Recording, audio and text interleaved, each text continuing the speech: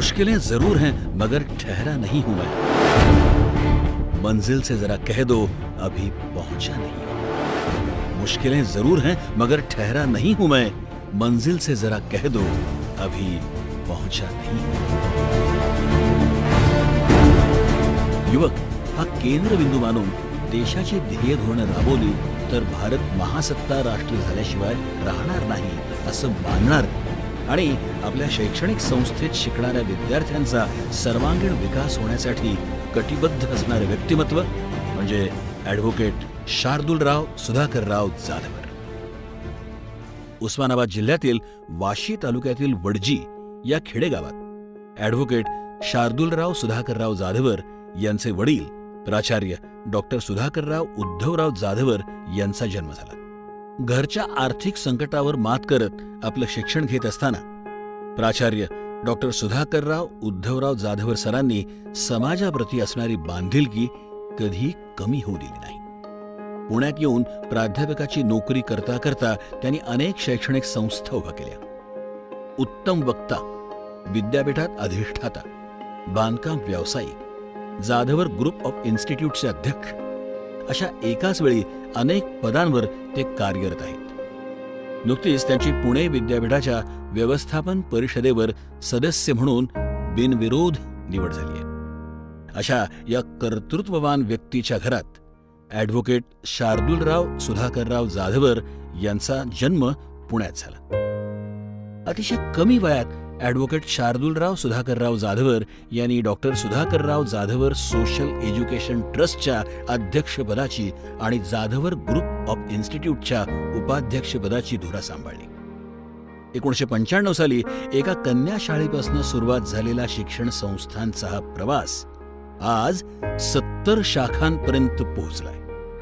त्यापैकी 36 शैक्षणिक संस्थांची जबाबदारी ॲडव्होकेट शार्दूलराव सुधाकरराव जाधवर स्वतः सांभाळतात। जाधवर ग्रुप ऑफ इन्स्टिट्यूटमध्ये 25,000 विद्यार्थ्याहून अधिक विद्यार्थी शिक्षण घेतात, तर 1,500 शिक्षक आणि शिक्षकेतर कर्मचारी काम करतात। बल, बुद्धी आणि सद्विचार या तत्वावर वाटचाल करणाऱ्या संस्थेने भारतीय संस्कृतीबरोबर अमेरिकन तत्वज्ञानाचा अवलंब केलाय। विद्यार्थ्यांसाठी 100% रोजगाराच्या संधी, कमीत कमी फी, आंतरराष्ट्रीय दर्जाच्या शिक्षणाची संधी ही जाधवर ग्रुप ऑफ एज्युकेशनल इन्स्टिट्यूटची वैशिष्ट्ये आहेत। ॲडव्होकेट शार्दूलराव सुधाकरराव जाधवर यांनी diploma in human rights, diploma in labour law, diploma in taxation, cyber law, LLB, MBA, PGDHRM, LLM अशा अनेक पदव्या वयाच्या 24व्या वर्षीच प्राप्त केल्या आहेत।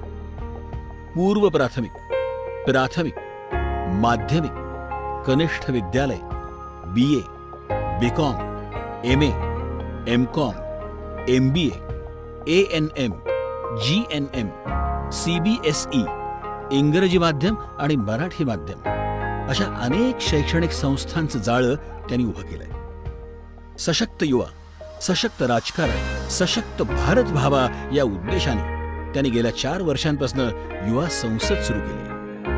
महाराष्ट्र आणि गोवा या राज्यातनं या संसदेत विद्यार्थी सहभागी होतात।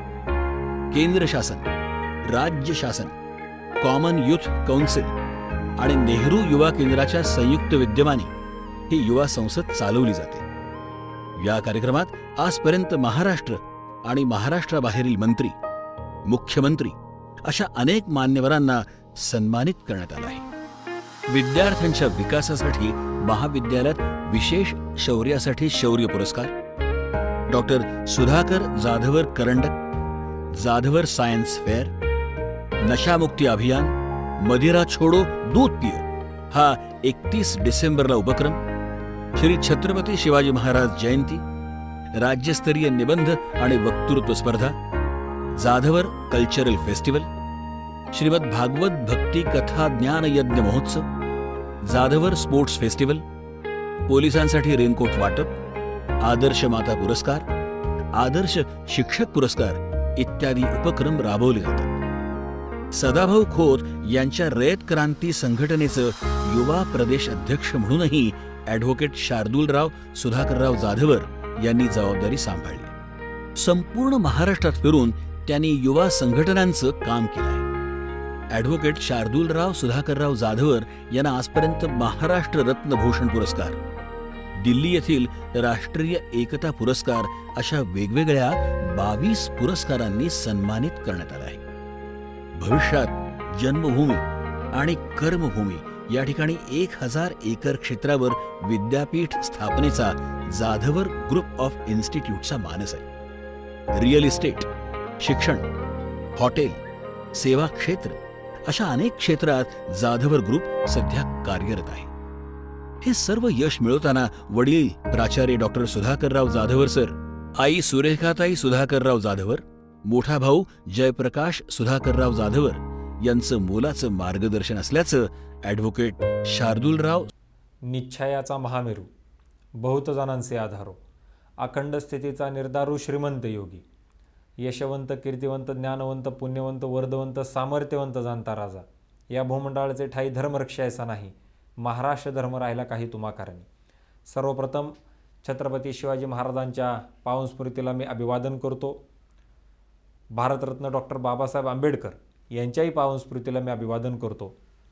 आजच्या या 3ऱ्या भारतरत्न डॉक्टर बाबासाहेब आंबेडकर ऑनलाईन व्याख्यानमालेसाठी उपाध्यक्ष जाधवर ग्रुप ऑफ इन्स्टिट्यूट या नात्यानं आपल्या सर्वांचं मनापासून खूप खूप स्वागत करतो. शिका, संघटित व्हा, संघर्ष करा. जे ब्रीद डॉक्टर बाबासाहेब आंबेडकर यांनी या देशातील युवकांना, गोरगरीब, शोषित, दलित, वंचित समाजातल्या सर्व लोकांना दिलं, तेच ब्रीद नव्यानं पुन्हा एकदा या देशातील सर्व युवकांना, विद्यार्थ्यांना, गोरगरीब, शोषित, दलित, वंचित समाजातल्या लोकांना, समाजातील विविध घटकातल्या लोकांना देण्यासाठी नव्यानं हा एक प्रयत्न doctor Sudhakarrao Jadhavar social and educational trust आणि जाधवर ग्रुप ऑफ इन्स्टिट्यूटच्या माध्यमातून आम्ही त्या ठिकाणी करत आहोत. आज ही व्याख्यानमाला Jadhavar group of institute, Jadhavar group of इन्स्टिट्यूटच्या अंतर्गत येणारे विविध शाखा यांच्या सर्वांच्या संयुक्त विद्यमाने हा कार्यक्रम आपण त्या ठिकाणी घेत आहोत. या कार्यक्रमाच्या मागे डॉक्टर बाबासाहेब आंबेडकर यांचे विचार हे समाजातील विविध घटकांमधल्या लोकांपर्यंत पोहोचले पाहिजेत, तळागाळातल्या व्यक्तीपर्यंत पोहोचले पाहिजेत, समाजातील शेवटच्या माणसापर्यंत पोहोचले पाहिजेत. हाच एक प्रामाणिक प्रयत्न या व्याख्यानमालेच्या द्वारे आम्ही त्या ठिकाणी करत आहोत. आज मला सांगताना फार आनंद वाटतो की जाधवर ग्रुप ऑफ इन्स्टिट्यूट मागील 25 वर्षापासून त्या ठिकाणी शिक्षण क्षेत्रामध्ये काम करत आहे. आणि शिक्षण क्षेत्रामध्ये काम करत असताना एक शिक्षण संस्था चालक म्हणून एक ज्यावेळेसला आपण संस्था चालवतोय त्यावेळेसला एक ज्ञानदानाचं काम करत असताना, विद्यार्थ्यांना शिक्षण देत असताना आमच्या जर संस्थेचं तुम्ही ब्रीदवाक्य पाहिलं तर ते ब्रीदवाक्य असं आहे, education for strength, intellect and wisdom, बल, बुद्धी आणि सदविचारासाठी शिक्षण. एज्युकेशन सेक्टरमध्ये बलाचं आणि बुद्धीचं काम हे त्या ठिकाणी होतच असतं, परंतु एक सामाजिक बांधिलकी लक्षामध्ये घेता विद्यार्थ्यांना सदविचारसुद्धा अत्यंत मोठ्या प्रमाणावरती शिकवणं, सांगणं, त्यांना त्या पद्धतीचे संस्कार त्यांच्यावरती होणं हे अत्यंत गरजेचं आहे. आणि म्हणून या विद्यार्थ्यांसाठी विविध कार्यक्रम या संस्थेच्या माध्यमातून त्या ठिकाणी घेतले जातात. शैक्षणिक, सामाजिक, आर्थिक, औद्योगिक, कला, क्रीडा, राजकीय प्रत्येक क्षेत्रातला कार्यक्रम हा विद्यार्थ्यांना आपण त्या ठिकाणी देतोय. याचं आयोजन आणि नियोजन फार मोठ्या प्रमाणावरती अत्यंत संवेदनशीलपणे कोणत्या कार्यक्रमाचा फायदा विद्यार्थ्यांना कशा पद्धतीने होईल ह्या सगळ्या गोष्टीचा विचार करून आपण अत्यंत चांगल्या पद्धतीने हे सर्व कार्यक्रम हे आपण त्या ठिकाणी घेत असतो. आज मला सांगताना फार आनंद वाटतो की एवढे कार्यक्रम घेत असताना, इतक्या विविध पद्धतीचे कार्यक्रम घेत असताना प्रत्येक कार्यक्रमातून विद्यार्थ्यांनी एक एक जरी चांगल्या गोष्टी शिकल्या तरी त्यांचं आयुष्य हे सुजलाम सुफलाम झाल्याशिवाय राहणार नाही. आणि म्हणून त्यांना एवढ्या मोठ्या ताटामध्ये ज्या वेळेसला आपण हे सगळे संस्कार देतोय त्याच्यातनं कोणते घ्यायचे, कशा पद्धतीने घ्यायचे हा विचार विद्यार्थ्यांना त्या ठिकाणी करता येतो. त्यांच्या विचाराला चालना अत्यंत चांगल्या पद्धतीने मिळते. त्यांना डिसिजन घेण्याची ताकद या सगळ्या कार्यक्रमांच्या माध्यमातून मिळते आणि म्हणून अशा पद्धतीचे कार्यक्रम संस्थेच्या वतीनं मागच्या 25 वर्षापासून आपण त्या ठिकाणी घेतोय। 20 एप्रिल 2023ला माननीय श्री प्राध्यापक विनोद कुमार जाधव सर, जे MIT college doctor Babasaheb Ambedkar अध्यासनाचे त्या ठिकाणी सेक्रेटरी आहेत आणि ते आपल्याला डॉक्टर बाबासाहेब आंबेडकर यांचे राष्ट्र उभारणीतील योगदान याच्यावरती ते आपल्याला त्याच्यामध्ये मार्गदर्शन करणार आहेत। हा कार्यक्रम घेत असताना जाणीवपूर्वक कार्यक्रम हा कोणत्याही झूम ॲपवरून आपण घेत नाहीये, हा कार्यक्रम कोणत्याही हॉलमध्ये नाहीये, कारण जोपर्यंत यूट्यूब आहे, जोपर्यंत इंटरनेट आहे, हे चिरकाल लोकांना स्वतःच्या मातृभाषेमध्ये फक्त महाराष्ट्रातच नाही तर भारतात जिथं जिथं लोक असतील आणि एवढंच नाही जगामध्ये जिथेही कुठे त्या ठिकाणी मराठी लोक असतील त्यांना त्यांच्या भाषेमध्ये, सोप्या भाषेमध्ये त्या ठिकाणी डॉक्टर बाबासाहेब आंबेडकरांचा त्या ठिकाणी अभ्यास करता यावा म्हणून हा कार्यक्रम अत्यंत महत्त्वाचा त्या ठिकाणी आहे असं मला त्याच्यामध्ये फार मोठ्या प्रमाणावरती वाटतं। आणि म्हणून कोणताही माणूस कितीही वेळेला त्याच विषयाचा त्यांना अभ्यास करायचा असेल तर तो अभ्यास हा यूट्यूबच्या माध्यमातून त्या ठिकाणी त्याच्यामध्ये फार मोठ्या प्रमाणावरती करू शकतो। आणि म्हणून आज ह्या कार्यक्रमाला आपण सगळेजण इतक्या मोठ्या संख्येने उपस्थित झालात, मी आपल्या सर्वांचे मनापासून आभार व्यक्त करतो। विनोद कुमार जाधव, महात्मा फुले आणि डॉक्टर बाबासाहेब आंबेडकर यांच्या विचारांचे पाईक आणि शिक्षण संशोधन या क्षेत्रात आपला ठसा उमटवणारे विनोद कुमार जाधव हे तरुणांसाठी एक प्रेरणा देणारं व्यक्तिमत्व आहे। विनोद कुमार जाधव यांनी भारत सरकारच्या नॅशनल ओव्हरसीज स्कॉलरशिप अंतर्गत इंग्लंडमधील नामांकित सरे या विद्यापीठातून सॅटेलाईट अभियांत्रिकी पदव्युत्तर पदवी घेतली आहे। सध्या MIT वर्ल्ड पीस विद्यापीठामध्ये ते सहयोगी प्राध्यापक आणि डॉक्टर बाबासाहेब आंबेडकर अभ्यासनाचे सेक्रेटरी म्हणून कार्यरत आहेत। त्या अंतर्गत विविध सामाजिक कार्यक्रमांचं आयोजन करण्यात आणि ते यशस्वी करण्यात त्यांनी पुढाकार घेतला। ते विद्यापीठाच्या SSC ST कमिटीचे चेअरमनही आहेत। फुले शाहू आंबेडकर यांच्या विचारांचा प्रचार आणि प्रसार करण्यासाठी त्यांनी कोल्हापुरामध्ये समता प्रबोधिनीची स्थापना केली। त्या माध्यमातून विचार परिवर्तनाची चळवळ ते चालवत आहेत। विविध सामाजिक, राजकीय, शैक्षणिक विषयांवर ते वर्तमानपत्रातून लेखन करतात। महामानव या विशेषांकाचं संपादन आणि प्रकाशन ते करत आहेत। डॉक्टर बाबासाहेब आंबेडकरांच्या विचारांचा प्रचार आणि प्रसार करण्याबरोबरच सामाजिक न्यायाच्या कार्यात त्यांनी दिलेलं योगदान अतुलनीय आहे। त्यांच्या या कार्याबद्दल त्यांना अनेक पुरस्कारांनी सन्मानित करण्यात आले आहे। अशोक विकास सोसायटीचा अशोक भूषण पुरस्कार आणि MITच्या आदर्श शिक्षण पुरस्कारानं त्यांना सन्मानित करण्यात आले आहे। मोबाईल आणि wireless communication, embedded system, communication networks आणि कम्युनिकेशन सिस्टीम हे त्यांच्या अभ्यासाचे विषय आहेत। एकीकडे उच्चतम संशोधनाची वाट जोपासत असतानाच दुसरीकडे समाजाला दिशा दाखवण्याचा त्यांचा मार्ग प्रेरणा देणारा आहे। त्यांच्या या कार्याला जाधवर ग्रुप ऑफ इन्स्टिट्यूटच्या शुभेच्छा।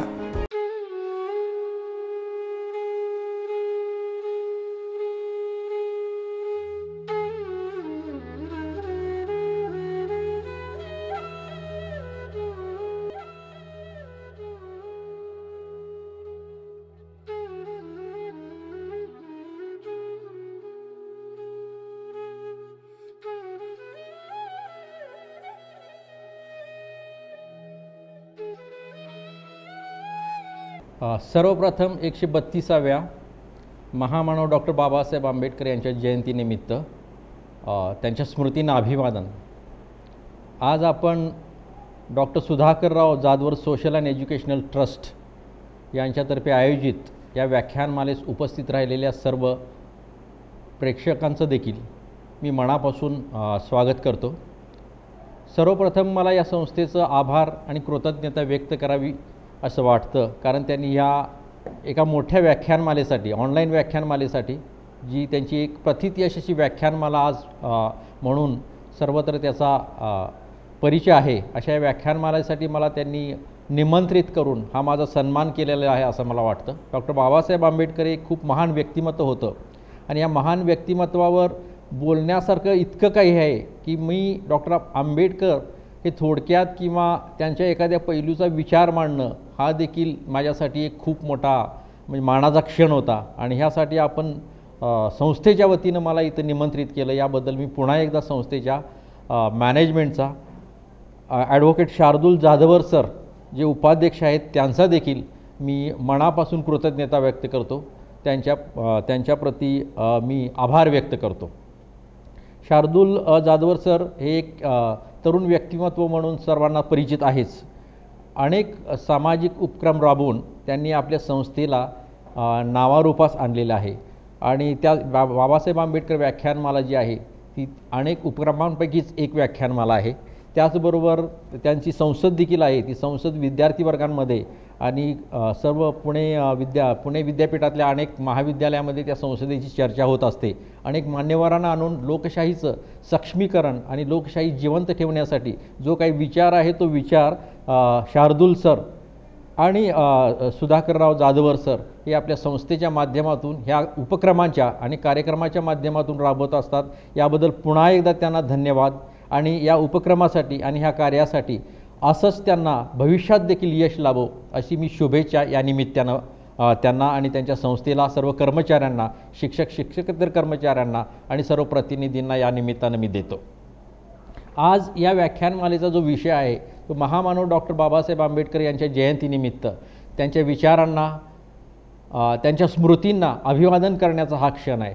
महामानव डॉक्टर बाबासाहेब आंबेडकर म्हटलं की त्यांचे अनेक पैलू आपल्या डोळ्यासमोर येतात. महामानव डॉक्टर बाबासाहेब आंबेडकर हे थोर घटनाकार होते हे आपणा सर्वांना माहीतच आहे. त्याचबरोबर ते समाजसुधारक होते, दलितांचे उद्धारकर्ते होते, स्त्रियांचे मुक्तिदाते होते. अनेक त्यांचे पैलू शिक्षण क्षेत्रात त्यांचे खूप मोठं योगदान आहे. कामगार चळवळीत त्यांचं योगदान आहे. त्यांचे एक एक पैलू जर आपण अभ्यासाला घेतले तर मला वाटतं की एक खूप मोठी एक व्याख्यानमाला आणि खूप मोठा अभ्यासाचा तो विषय आहे. थोडक्यात मी डॉक्टर बाबासाहेब आंबेडकरांचं कार्य आणि त्यांच्या कार्यकर्तृत्वावर प्रकाश टाकण्याचा प्रयत्न या निमित्तानं करणार आहे. सर्वात प्रथम डॉक्टर आंबेडकर हे कसे एक थोर शिक्षणतज्ञ होते आणि शिक्षणासंबंधीचे त्यांचे विचार काय ह्याबद्दल जर मत मांडायचं जर म्हटलं तर अत्यंत दारिद्र्यामध्ये, गरिबीमध्ये शिकून एक अस्पृश्य आणि दलित वर्गातला हा विद्यार्थी सर्वप्रथम तो ज्यावेळी मॅट्रिक झाला त्यावेळी त्यांना अनेक चांगले शिक्षक लाभले होते. त्यापैकीच त्यांचे एक शिक्षक होते गुरुवैरे केळुस्कर सर. गुरुवैरे केळुस्कर सरांनी त्यांना बुद्धचरित्र भेट दिलं, त्यांचा सत्कार घडवून आणला परळच्या डबकचाळीमध्ये आणि तिथंच आंबेडकरांच्या एका नव्या प्रवासाला सुरुवात झाली. डॉक्टर बाबासाहेब आंबेडकरांना जे शिक्षक लाभले त्या शिक्षकांमुळेही आंबेडकर घडले असं म्हटलं तर वावगं होणार नाही. अनेक चांगले शिक्षक त्यांना लाभले. त्यामध्ये त्यांना सातारच्या शाळेमध्ये असताना लाभलेले पेंडसे गुरुजी असतील किंवा गुरुवैर्य हे केळुस्कर गुरुजी असतील, त्यांनी त्यांच्यामध्ये वाचनाची आवड निर्माण केली. चर्नी रोडच्या गार्डनमध्ये केळुस्कर गुरुजी विल्सन कॉलेजमध्ये, विल्सन महाविद्यालयामध्ये ते मुख्याध्यापक असताना त्यांनी चर्नी रोडमध्ये जाऊन त्याचा दररोज नित्य उपक्रम असायचा की आपण जाऊन पुस्तके वाचावीत. त्याचवेळी त्यांच्यासोबत एक शेजारी मुलगा पाहिला त्यांनी. इतर सर्व मुलं गार्डनमध्ये खेळत असताना हा मुलगा मात्र अत्यंत अभ्यासामध्ये आणि अवांतर वाचनांमध्ये दंग होता. हा मुलगा कोण आहे याची त्यांनी चौकशी केली, त्यांच्या वडिलांची चौकशी केली. त्यावेळी त्यांना कळून चुकलं की हा अस्पृश्य मुलगा आहे आणि त्याचे वडील रामजी आंबेडकर हे सुभेदार आहेत. त्यावेळी ते वडिलांना भेटले आणि त्यावेळी त्यांनी सांगितलं की हा मुलगा खूप मला हुशार दिसतोय आणि अभ्यासाप्रती ह्याचं खूप प्रेम आहे आणि ग्रंथ वाचण्यामध्ये हा दंग असतो. त्यामुळे त्यांनी सांगितलं की ह्याला तुम्ही पूर्ण शिक्षण द्या, ह्याला BA पर्यंत शिकवा, MA करा. आणि गुरुवैर्य केळुस्करांनी त्यांना पुस्तकं दिलीत, अवांतर वाचनाची गोडी लावली. ज्यावेळी ते त्यांना भेटायची त्यावेळी भेट म्हणून पुस्तकं द्यायची. आणि भीमराव आंबेडकरांचा वाचनाचा जो छंद आहे हा इथूनच सुरुवात झाला. आणि त्यामधलंच एक पुस्तक होतं ते बुद्धचरित्र होतं 10वी पास झाल्यानंतर. कारण त्या समाजामध्ये आणि त्या चाळीतून 10वी पास होणारे आंबेडकर हे पहिले विद्यार्थी होते आणि त्यामुळे त्यांचा सत्कार घडवून आणला. राव बहादूर बोले देखील त्या सत्कार प्रसंगी उपस्थित होते. आणि त्यानंतर त्यांना बुद्धचरित्र दिलं गेलं आणि तिथून बाबासाहेबांना बुद्धाची आणि बुद्धाच्या धम्माची आवड निर्माण झाली. पुढं ह्या केळुस्कर गुरुजींनीच त्यांना महाराजा सयाजीराव गायकवाड यांची मुंबईमध्ये भेट घडवून दिली आणि त्यांची परिस्थिती सांगितल्यानंतर महाराज सयाजीराव गायकवाड यांनी त्यांना BAच्या शिक्षणासाठी 25 रुपये स्कॉलरशिप देण्याचं मंजूर केलं. आंबेडकर BA झाले एल्फिस्टन महाविद्यालयातून आणि BA झाल्यानंतर पुढं काय करायचा हा एक प्रश्न होता. त्याचवेळी पुन्हा एकदा महाराजा सयाजीराव गायकवाड तिथं आले होते मुंबईमध्ये. त्यांच्या पॅलेसवर जाऊन, राजगृहामध्ये जाऊन आंबेडकर भेटले आणि उच्च शिक्षणासाठी काही मुलांना महाराज अमेरिकेला पाठवू इच्छित होते आणि त्यामध्येच डॉक्टर आंबेडकरांना एका स्कॉलरशिप मिळावी अशी इच्छा त्यांनी व्यक्त केली. आणि महाराज सयाजीराव गायकवाड यांनी त्यांचं इंग्रजीवरचं प्रभुत्व असेल किंवा त्यांची वाचनाची आणि पुढं उच्च शिक्षण घेण्याची जी तळमळ होती ती पाहून त्यांना अमेरिकेच्या कोलंबिया विद्यापीठात विद्यापीठामध्ये जाण्यासाठी शिष्यवृत्ती मंजूर केली. या शिष्यवृत्तीच्यामध्ये ते MA आणि PhD कोलंबिया विद्यापीठामध्ये करू शकत होते आणि याच्यामध्ये खऱ्या अर्थानं त्यांना गायकवाड साहेबांच्यापर्यंत जे घेऊन गेले ते केळुस्कर गुरुजी होते. त्यामुळं त्यांचा एक वाटा, एक शिक्षक म्हणून बाबासाहेबांच्या जडणघडणीमध्ये त्यांचा असणारा वाटा हा खूप मोठा होता. असाच एक प्रसंग बाबासाहेबांच्या आयुष्यामध्ये घडला. एल्फिस्टन महाविद्यालयामध्ये असताना त्यांचे एक दुसरे शिक्षक होते. त्या शिक्षकांचं नाव प्राध्यापक KB इराणी, खोदाबक्ष इराणी नावाचे पर्शियन भाषेचे शिक्षक होते. आंबेडकर शाळेमध्ये असताना केवळ अस्पृश्य असल्यामुळे त्यांना संस्कृत भाषा शिकता येत नव्हती आणि शिक्षकांनी त्यांना मनाई केली होती की मी संस्कृत भाषा या अस्पृश्य विद्यार्थ्यांना शिकवणार नाही, त्यांना आणि त्यांच्या बंधूंना. आणि त्यामुळं त्यांना पर्शियन भाषा एल्फिस्टन ह्या शाळेमध्ये घ्यावी लागली. या पर्शियन भाषेचे जे मास्तर होते हे खोदाबक्ष इराणी, ते पर्शियन मुस्लिम होते आणि त्यांच्या क्लासला आंबेडकर नेहमी जायचे, कधीही क्लास चुकवायचे नाहीत. ते इतका रेग्युलर येणारा विद्यार्थी एक दिवस हजर राहतो त्यांच्या क्लासला. त्यामुळे ते काळजी करतात की नेहमी भीमराव माझ्या क्लासला येतात, कधीच चुकवत नाहीत, पण आज हा मुलगा कुठं गेला. त्यामुळे ते ज्यावेळी त्याची चौकशी करतात त्यावेळी त्यांना आढळून येतं की ह्याची परिस्थिती खूप गरीब आहे. आणि दुसऱ्या लेक्चरला ज्यावेळी भीमराव येतो त्यावेळी ते विचारतात, का रे बाबा तू म्हणजे आजपर्यंत कधीच चुकवला नाहीस आणि पर्शियन भाषेवर तुझी कमालीची पकड आहे, तर अशावेळी तू क्लास चुकवणं बरोबर नाही, तू कुठं गेला होतास. तर त्यावेळी त्यांनी सांगितलं की काल पाऊस जोराचा पडला आणि पावसामध्ये माझे कपडे भिजले, माझा सदरा भिजला, माझा पायजमा भिजला आणि तो भिजलेला सदरा आणि पायजमा मी धुवून काल वाळवला, मला घालायला दुसरे कपडे नव्हते आणि त्यामुळं मी काल येऊ शकलो नाही. त्यांना खूप वाईट वाटलं, सहानुभूती वाटली.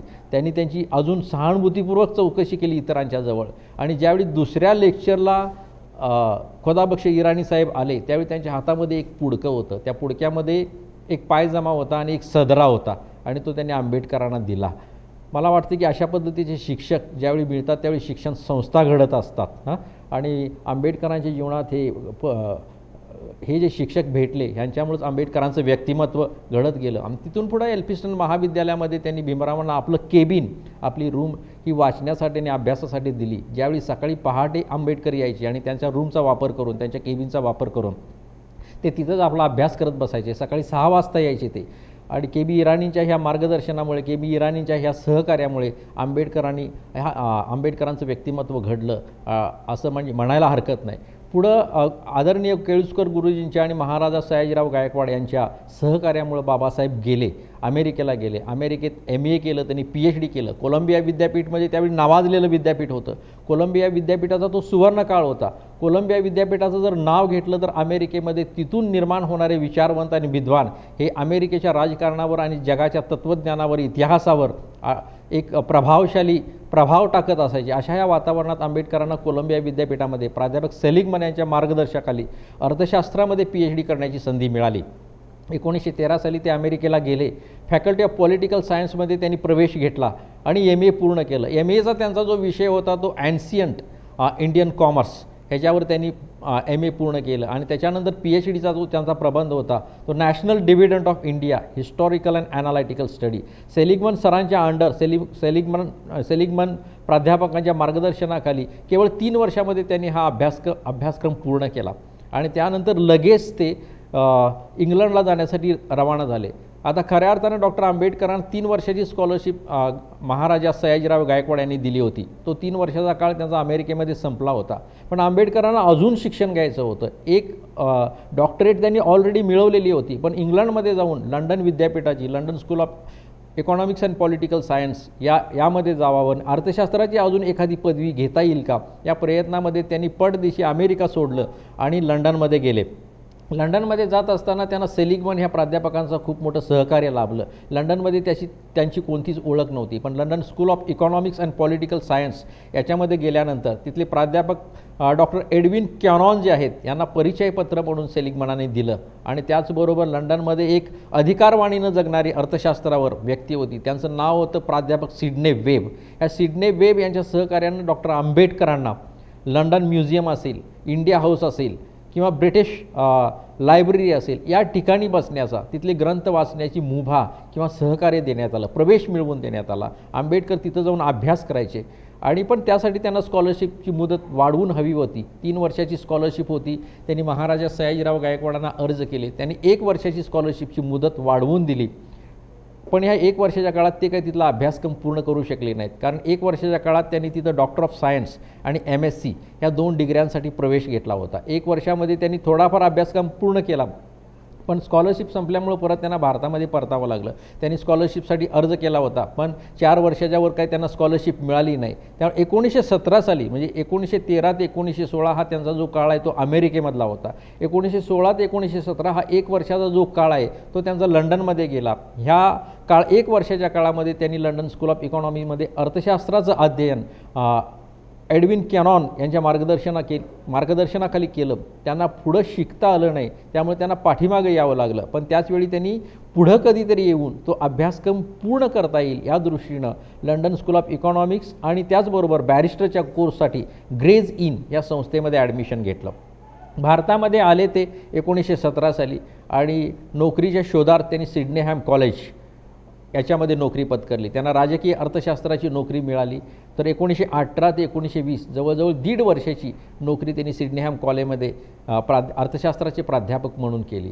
त्यावेळी तसं जर पाहिलं तर अस्पृश्य समाजातले ते पहिलेच विद्यार्थी होते. अमेरिकेमधल्या कोलंबिया विद्यापीठामध्ये जाऊन अर्थशास्त्रामध्ये PhD करणारे अस्पृश्य समाजातलेच नव्हे तर भारतीय समाजातले ते एकमेव विद्यार्थी होते.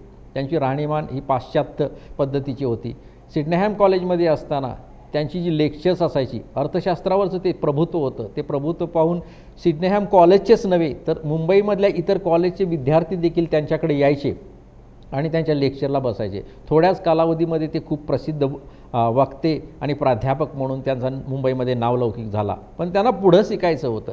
पहिल्यांदा ज्यावेळी ते अमेरिकेला कोलंबिया विद्यापीठामध्ये गेले त्यावेळी महाराजा सयाजीराव गायकवाड यांची स्कॉलरशिप घेऊन गेले होते, शिष्यवृत्ती घेऊन गेले होते. पण ज्यावेळी दुसऱ्यांदा ते इंग्लंडला जाण्यासाठी निघाले त्या दुसऱ्यांदा जाण्यासाठी त्यांच्याजवळ जे पैसे होते ते त्यांनी स्वतःची नोकरी करून पैसे त्यांनी उभा केले. सिडनेहॅम कॉलेजमध्ये प्राध्यापकाची नोकरी करून त्यांनी भरपूर पैसे जमा केले, जेणेकरून त्यांचा MSc आणि DScचा जो कोर्स आहे तो इंग्लंडमध्ये गेल्यानंतर पूर्ण होऊ शकेल.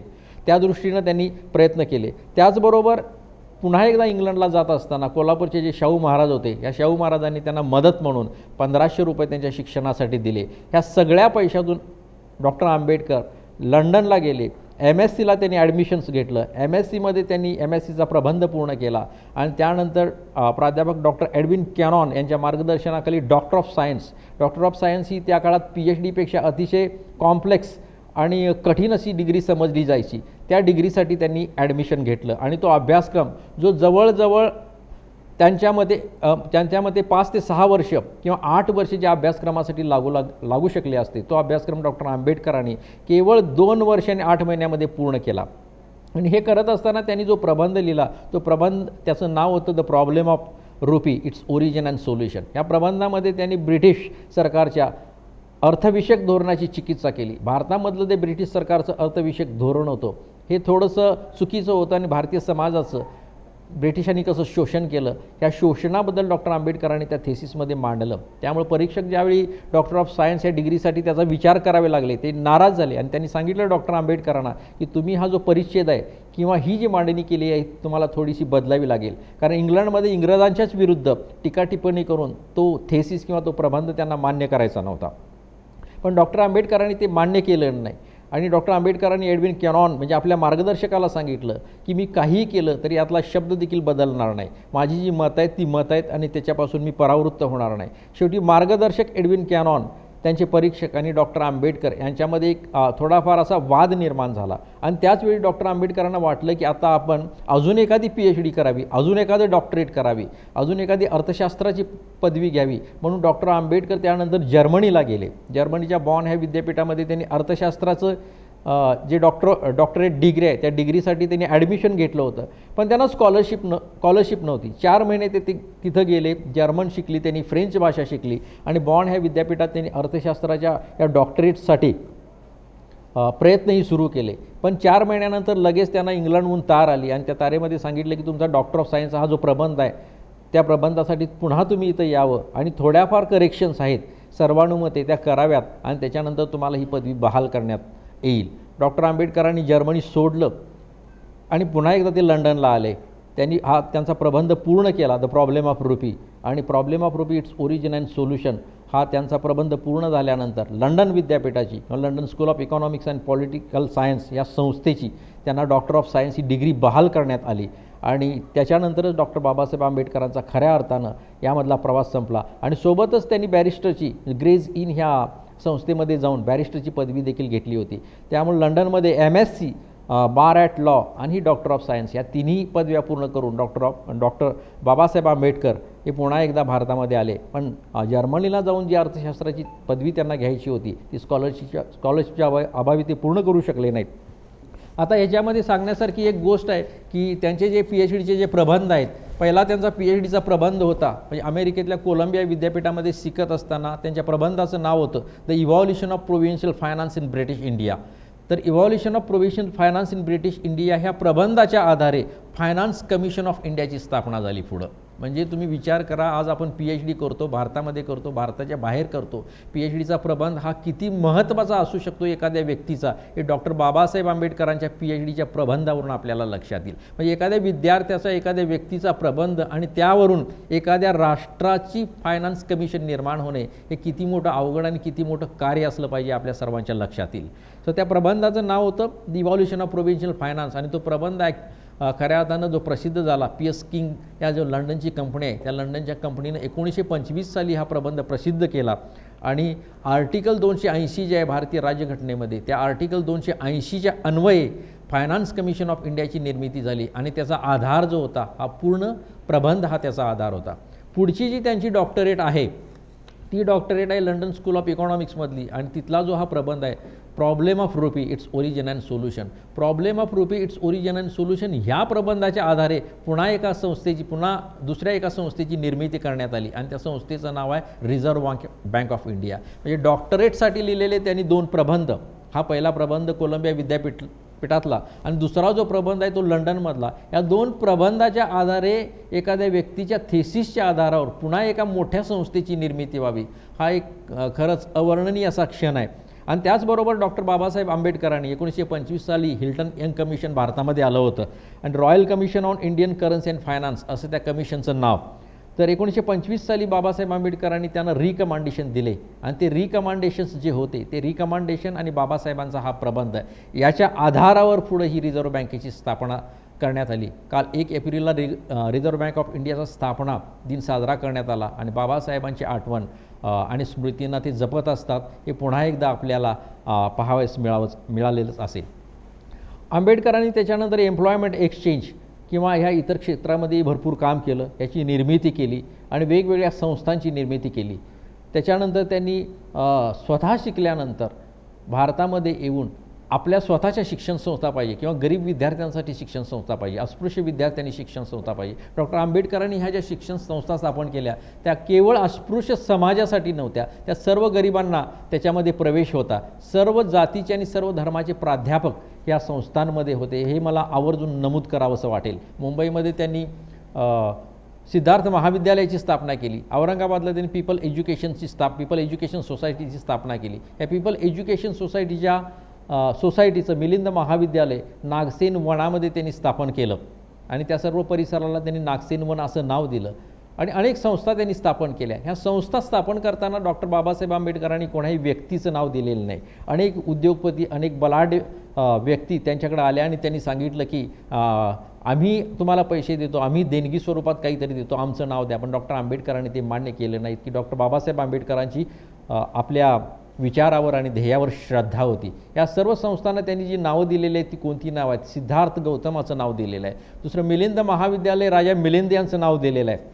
राजा मिलिंदबद्दल सांगायचं म्हटलं तर राजा मिलिंद हा एक ग्रीक राजा होता. तो अत्यंत विद्वान होता आणि त्याला कुठेही गेलं तरी चर्चा करायची आवड होती. चर्चेच्या माध्यमातून तो इतरांना हरवायचा आणि त्याचा त्याला खूप आनंद व्हायचा. मिलिंदबरोबर चर्चा करण्यास त्यावेळी भारतात कोणीही तयार व्हायचं नाही. अशा काळामध्ये बौद्ध भिक्खू नागसेन याला सर्व बौद्धांनी तयार केलं की बाबा तू मिलिंदबरोबर चर्चा कर आणि मिलिंदचे जे प्रश्न आहेत त्या प्रश्नांना तुम्ही उत्तरे द्या. राजा मिलिंद आणि नागसेन यांच्यामध्ये चर्चा घडून आली आणि राजा मिलिंदचा नागसेन यांनी पराभव केला आणि त्यानंतर राजा मिलिंदानं मान्य केलं की नागसेन जे बौद्ध भिक्खू आहेत ते खूप विद्वान आहेत, त्यांच्याकडे सर्व प्रश्नांची उत्तरं आहेत आणि त्यानंतर राजा मिलिंदानं बौद्ध धर्माचा स्वीकार केला.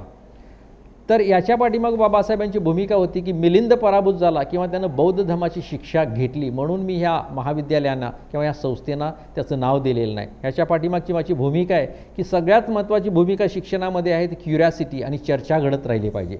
तर ही चर्चा घडणं अपेक्षित आहे, त्याच्यासाठी व्यासपीठ निर्माण आवश्यक आहे, डिबेट होणं आवश्यक आहे आणि या डिबेटमधून योग्य काय अयोग्य काय याचा खुलासा केला पाहिजे, त्याच्यावर चर्चा झाली पाहिजे. मिलिंद आणि नागसेनमध्ये ही जी चर्चा झाली, हा चर्चा म्हणजे डेमोक्रेसीचा लोकशाहीचा आधार आहे, ही भूमिका डॉक्टर बाबासाहेब आंबेडकरांची होती. आणि याच भूमिकेतून हा मिलिंद राजा आणि नागसेन ह्या दोघांची नावं त्यांनी परिसराला आणि त्या महाविद्यालयात दिली. अशा पद्धतीने डॉक्टर बाबासाहेब आपल्या ध्येयाप्रती खूपच संवेदनशील होते. डॉक्टर बाबासाहेब आंबेडकरांनी अजून एक महत्त्वाचा जो विचार मांडला आहे तो शिक्षणासंबंधी ते नेहमी म्हणायचे की शिक्षण वृत्तपत्रासारखा हवा. आता वृत्तपत्र म्हटलं की वृत्तपत्र ही लेटेस्ट न्यूज असणारी, पारदर्शी आणि नवनवीन माहिती किंवा इन्फॉर्मेशन देणारी ज्ञानाची भांडारं म्हणून त्या काळात पाहिलं जायचं. तर शिक्षकाचं ज्ञान इतकं अद्ययावत असलं पाहिजे, त्याला वेगवेगळ्या विषयांची इतकी माहिती असली पाहिजे की विद्यार्थ्यांनी शिक्षकाकडून सर्व प्रकारची माहिती आणि सर्व प्रकारचं ज्ञानार्जन केलं पाहिजे, इतकी शिक्षकांची क्षमता पाहिजे. त्यामुळे शिक्षक हे वृत्तपत्रासारखं पाहिजे असे नेहमी आंबेडकर म्हणत. आणि त्याचबरोबर ते राजकारणी लोकांच्याबद्दल बी म्हणत, कारण ते स्वतः वकील होते, समाजसेवक होते, राजकारणी होते. त्यामुळे ते राजकारणाबद्दल म्हणायचे की राजकारणी हा जो माणूस आहे हा मतपत्रासारखा असला पाहिजे. म्हणजे त्यानं ओपिनियन त्याची अशी असली पाहिजे की त्याच्या ओपिनियन घडवणारा किंवा आपलं जे मत आहे ते मत ठासून सांगणारा, त्याला सपोर्ट आणि त्याला एव्हिडन्स असणारा आणि समोरच्या लोकांचं परिवर्तन करणारा असा हा राजकीय नेता असला पाहिजे. म्हणजे शेवटी शिक्षक असू दे किंवा राजकारणी असू दे, त्याला ज्ञानाची ही जोड आवश्यक आहे हे डॉक्टर आंबेडकरांनी नेहमीच आपल्या भाषणामधून सांगितलेलं आहे. डॉक्टर आंबेडकर जर म्हटलं तर आपल्याला आठवतं त्यांची ग्रंथालयं असं अनेक अशी पुस्तकं त्यांच्या ग्रंथालयामध्ये होती. त्यांचे ग्रंथालय सुसज्ज होतं. एक ब्रिटिश ऑथर होता, त्या ब्रिटिश ऑथरचं नाव आहे जॉन गुंथर. त्यानं एक पुस्तक लिहिलं होतं inside Asia. So inside Asia ह्या पुस्तकामध्ये त्यानं आशिया खंडातल्या मोठ्या व्यक्तिमत्वांचा शोध घेतला होता. आशिया खंडातल्या म्हणजे केवळ भारतातल्याच नव्हे, भारताबाहेरच्या चीन, जपान किंवा इतर जी राष्ट्र आहेत ह्या सर्व राष्ट्रांमधल्या मोठ्या व्यक्तिमत्वांचा, त्यांचा सामाजिक कार्याचा आणि त्यांच्या स्वातंत्र्य लढ्यातल्या योगदानाचा त्यानं आढावा घेतला. आणि त्यामध्ये त्यानं नमूद केलं होतं की डॉक्टर बाबासाहेब आंबेडकर जे आहेत हे डॉक्टर बाबासाहेब आंबेडकरांच्या ग्रंथालयाबद्दल त्यांनी नमूद केलं होतं. आणि त्यामध्ये त्यांनी खूप मोठं डॉक्टर आंबेडकरांना स्थान दिलं. डॉक्टर आंबेडकरांच्या ग्रंथालयामध्ये म्हणजे 1932 साली कमीत कमी 20,000 पुस्तकं असतील. आणि डॉक्टर आंबेडकरांचं महापरिनिर्वाण झालं 1956ला. तर 1956पर्यंत त्यांच्या पुस्तकांची संख्या ही 40,000च्या वर गेली होती. तर डॉक्टर आंबेडकरांचं स्वतःचं असं एक सुसज्ज ग्रंथालय, एखाद्या प्राध्यापकाचं, एखाद्या व्यक्तीचं शिक्षणाप्रती प्रेम असलेल्या, शिक्षणावर प्रचंड असा श्रद्धा असलेल्या या बाबासाहेबांचे 40,000 ग्रंथ त्यांच्या ग्रंथालयामध्ये होते. आणि त्यामुळे इंग्रज म्हणायचे की डॉक्टर आंबेडकर म्हणजे एक चालतं बोलतं विद्यापीठ आहे. बाबासाहेबांना त्यांनी विद्यापीठाची ही उपमा दिली होती. लॉर्ड लिथगो होते, त्यावेळी लॉर्ड लिथगो म्हणायचे किंवा एक मोठा एक ब्रिटिश विचारवंत देखील होता, युरोपियन विचारवंत देखील होता. तो आंबेडकरांच्या बाबतीत म्हणायचा की जगामध्ये केवळ 6 विद्वान आहेत आणि त्या 6 विद्वानापैकी एक विद्वान म्हणजे डॉक्टर बाबासाहेब आंबेडकर. असे डॉक्टर आंबेडकर पुस्तकांच्या विषयी खूप त्यांचं प्रेम होतं. अजून एक सल्ला त्यांनी विद्यार्थी वर्गाला दिला, तो म्हणजे विद्वान प्राध्यापक आहेत, जे विद्वान प्राध्यापकांची आज संस्थांना आणि महाविद्यालयांना, विद्यापीठांना खूप आवश्यक आहे. आजकाल आपलं असं होतं की आपल्याला नॉलेजसाठी किंवा आपल्याला ज्यावेळी ज्ञानाची आवश्यकता असते त्यावेळी नवीन मार्ग उपलब्ध झालेले आहेत, नवीन आपल्याला ऑप्शन्स उपलब्ध झालेले आहेत. पटदिशी आपण गुगल सर्च करतो, व्हॉट्सअप किंवा इतर आपले जे हे टॅबलेट्स, मोबाईल यांचा वापर करून आपण इंटरनेट सर्च करून आपल्याला एखादी माहिती मिळवतो. पण डॉक्टर बाबासाहेब आंबेडकर म्हणायची की ह्या सगळ्या गोष्टींपेक्षा, त्यावेळी आता अर्थातच सोशल मीडिया नव्हती, पण त्यावेळी पुस्तकं होती. पुस्तकांमध्ये सर्व प्रकारची माहिती तुम्हाला आढळून येईलच, मिळेलच. पण पुस्तकांपेक्षा सर्वात जर महत्त्वाचा असेल तर विद्वान प्राध्यापकांचा सहवास. त्यामुळं विद्वान प्राध्यापकांची व्याख्यानं, त्यांची चर्चासत्र, त्यांचे परिसंवाद नेहमी आपल्या महाविद्यालयामध्ये आयोजित करा आणि त्यांच्या सहवासात राहा. एखादं चर्चासत्र घडवा.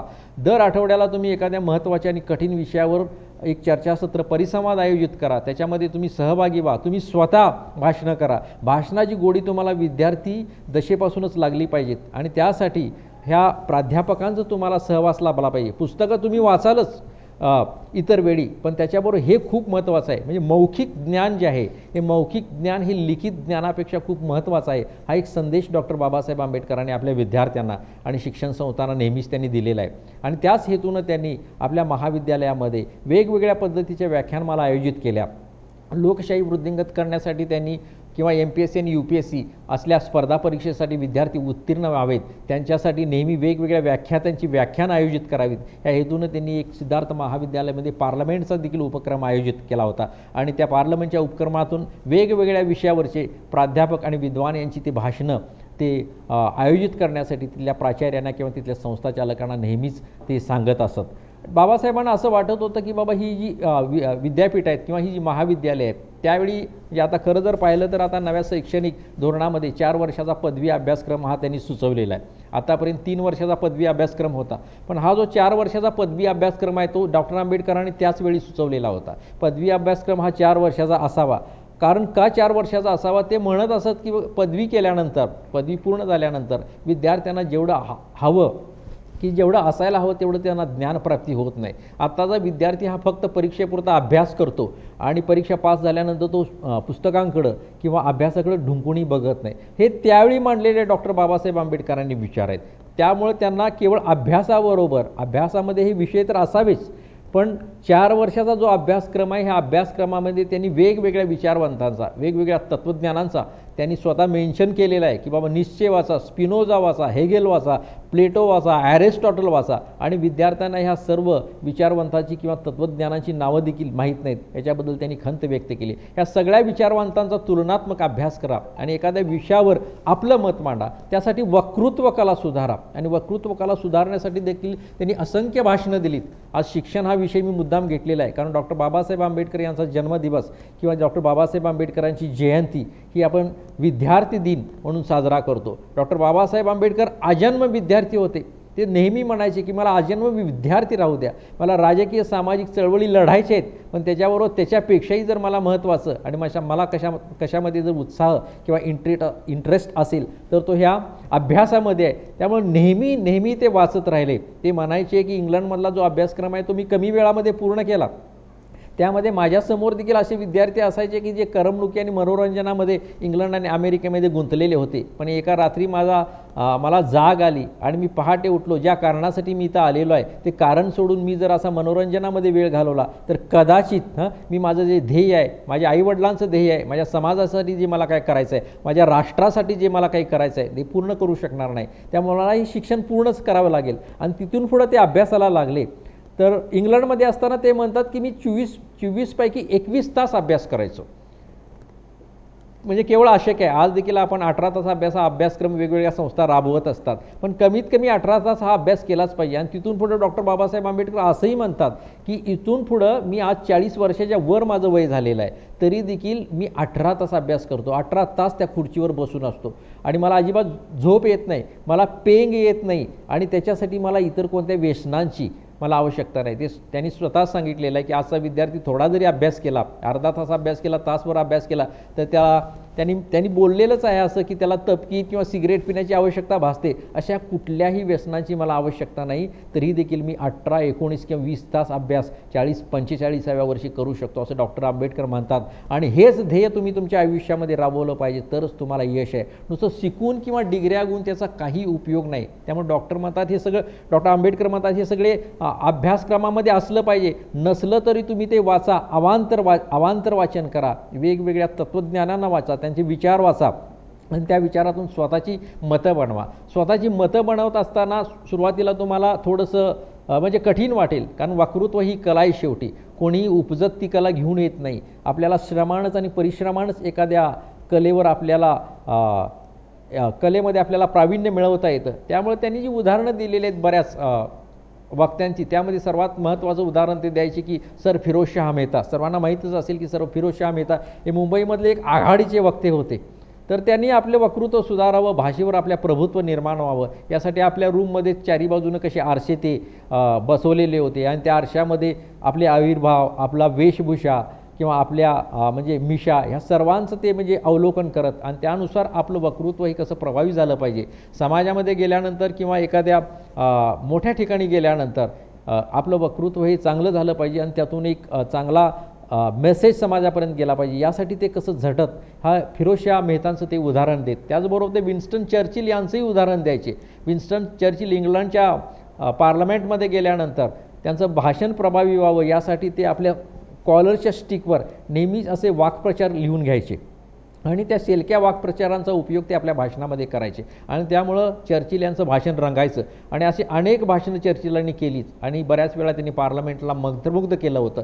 ह्या मोठ्या वक्त्यांचा आपण अभ्यास करावा, त्यांची सगळी भाषणं ऐकावी. त्या भाषणांमध्ये ते कशा पद्धतीचे विचार मांडतात हे ते सांगतात. ते स्वतः म्हणतात की ज्यावेळी मी प्राध्यापक होतो सिडनेहॅम कॉलेजमध्ये प्राध्यापक असताना मी जवळजवळ 13 वेळा एखाद्या भाषणाचा सराव केलेला आहे आणि 13 वेळा भाषणाचा सराव केल्यानंतर आता सांगण्यासारखं यापुढं काहीही राहिलं नाही असं ज्यावेळी मला वाटलं त्याचवेळी मी अभ्यास करायचा बंद केला आणि प्रचंड असा अभ्यास करून त्याच्याविषयीची सर्व माहिती जमवून त्याच्याविषयीची सर्व लेख गोळा करून डॉक्टर आंबेडकर मगच भाषणाला उभा राहायचे. ते भाषण छापील स्वरूपात असायचं. एक उदाहरण म्हणून सांगतो तुम्हाला की या पुण्यामध्ये महत्त्वाची अशी अनेक भाषणं डॉक्टर आंबेडकरांनी केली, पण या पुण्यामध्ये त्यांनी 3 भाषणं दिली होती. त्यामधलं पहिलं जे भाषण होतं, महत्त्वाची भाषणं मी म्हणतो आहे, जी मोठी भाषणं ज्याला म्हणजे पुण्यामधल्या सर्व विद्वान मंडळींचा, प्राध्यापक मंडळींचा त्या भाषणासाठी भाषण ऐकण्यासाठी ते सगळे आले होते. सर्वात पहिलं त्यांचं जे भाषण होतं ते 1939 साली Gokhale institute of political science ही जी अग्रगण्य संस्था आहे पुण्यातली, ह्या अग्रगण्य संस्थेमध्ये डॉक्टर बाबासाहेब आंबेडकरांना 1939 साली बोलवलं होतं आणि 1939 साली त्यांनी जे भाषण दिलं त्या भाषणाचा विषय होता फेडरेशन वर्सेस फ्रीडम, म्हणजे संघराज्य आणि स्वातंत्र्य ह्यामधला तुलनात्मकदृष्ट्या जो फरक आहे तो 39 साली बाबासाहेब आंबेडकरांनी, ते भाषण आज देखील उपलब्ध आहे, तुम्ही नेटवर PDF फॉर्ममध्ये त्या संस्थेनं अवेलेबल करून दिलेलं आहे, ते भाषण आपण घेऊ शकता. आणि संघराज्याच्या विषयी जी कल्पना आहे ती कल्पना, स्वातंत्र्याविषयी डॉक्टर आंबेडकरांची जे काही मत होतं ती कल्पना ह्या भाषणामधून त्यांनी व्यक्त केलेली आहे आणि हे भाषण पुस्तक रूपानं पुढं आलं. तर 1939 म्हणजे भारत स्वातंत्र्य होण्याच्या अगोदर जवळजवळ 8 वर्षे बाबासाहेबांनी स्वातंत्र्य म्हणजे काय, राज्यघटना कशी असली पाहिजे आणि तत्पूर्वी संघराज्याची संरचना कशी असली पाहिजे याचा एक विस्तृत असा खुलासा, विस्तृत असं वाचन म्हणा आणि विस्तृत असं भाषण त्यांनी ह्या पुण्याच्या संस्थेमध्ये दिलं होतं आणि ते उपलब्ध आहे. बाबासाहेबांची भाषणं म्हणजे अशा पद्धतीनं भाषण असायची की त्यानंतर ती संस्था किंवा जे कोणी प्रेक्षक ते भाषण ऐकण्यासाठी आलेले, श्रोते भाषण ऐकण्यासाठी आलेले असायचे, ते बाबासाहेब आंबेडकरांना विनंती करायचे की तुम्ही हे जे भाषण आहे हे पुस्तकाच्या रूपानं किंवा पुस्तिकेच्या रूपानं प्रकाशित करा. आंबेडकर त्यांना नेहमी म्हणायचे की हे फक्त प्रासंगिक आहे, ह्या प्रसंगानिमित्त व्यक्त केलेले मी विचार आहेत, कदाचित याच्यामध्ये परमानन्स असणार नाही किंवा ते कायमस्वरूपी ते व्हॅलिड असतील याची मी गॅरंटी देऊ शकत नाही, तरी पण प्रेक्षकांच्या विनंतीवजा त्यांनी सगळी ही जी भाषणं आहेत पुण्यातली ती पुस्तकाच्या रूपानं प्रसिद्ध केलीत. म्हणजे एखाद्या व्यक्तीनं भाषण द्यावं आणि त्यानंतर त्या प्रेक्षकांना किंवा श्रोत्यानं ती पुस्तिकेच्या रूपामध्ये त्याचं म्हणजे प्रकाशन झालं पाहिजे अशा पद्धतीचा विचार मांडणं म्हणजे हे काय म्हणजे साधी गोष्ट नाही. दुसरं जे त्यांचं भाषण होतं ते साधारणपणे 43च्या काळातलं आहे आणि त्या भाषणामध्ये त्यांनी रानडे, गांधी आणि जिना हे पुण्याच्या डेक्कन सभेनं जे आयोजित केलेलं भाषण होतं ते भाषण हेही खूप भाषण गाजलेलं आहे आणि ह्या 3 महापुरुषांची तुलना त्यांनी केली आणि रानडे, महादेव गोविंद रानडे हे कोणत्या पद्धतीनं महापुरुष या पदवीला हे पात्र ठरतात याबद्दलचं एक विवेचन डॉक्टर बाबासाहेब आंबेडकरांनी ह्या भाषणामध्ये केलं होतं. आणि एक तिसरं महत्त्वाचं जे भाषण त्यांचं होतं ते 1952 साली पुणे जिल्हा विधी ग्रंथालय, पुणे जिल्हा डिस्ट्रिक्ट लॉ लायब्ररी जी आहे त्याचं जे उद्घाटन करायचं होतं त्या उद्घाटन डॉक्टर आंबेडकरांच्या हस्ते करण्यात आलं आणि हे उद्घाटन त्या ग्रंथालयामध्ये हे त्यांचं भाषण झालं आणि या भाषणासाठी पुण्यातून नामवंत वकील, पुणे बार असोसिएशनचे सगळे अधिकारी पदाधिकारी हे सगळे अवेलेबल होते, उपलब्ध होते. पुणे डिस्ट्रिक्ट सेशन कोर्टाचे जज देखील त्या व्याख्यानास हजर होते आणि त्याबद्दल जे गोगटे आहेत की त्याचे अध्यक्ष होते ते देखील एक कार्यक्रमाचे आयोजक म्हणून उपस्थित होते. हे तर त्यांचं भाषण इतकं गाजलं पुढं की ह्या भाषणाचा विषय होता की लोकशाहीच्या यशस्वीतेसाठी ज्या शर्ती आहेत त्या शर्तीविषयी डॉक्टर बाबासाहेब आंबेडकरांनी या भाषणामध्ये उहापोह केला होता. लोकशाही म्हणजे काय आणि लोकशाही यशस्वी होण्यासाठी कोणत्या शर्ती असल्या पाहिजेत ह्याचा एक पूर्ण आणि सांगोपांग विचार आणि त्याबद्दलचे जगभरातल्या राज्यघटना, जगभरातल्या लोकशाही व्यवस्था यांच्याबद्दलची इत्थंभूत माहिती डॉक्टर बाबासाहेब आंबेडकरांनी ह्या भाषणामध्ये दिली. आणि ह्या भाषणामध्ये त्यांनी सांगितले की लोकशाही यशस्वी होण्यासाठी 7 अटी आवश्यक आहेत.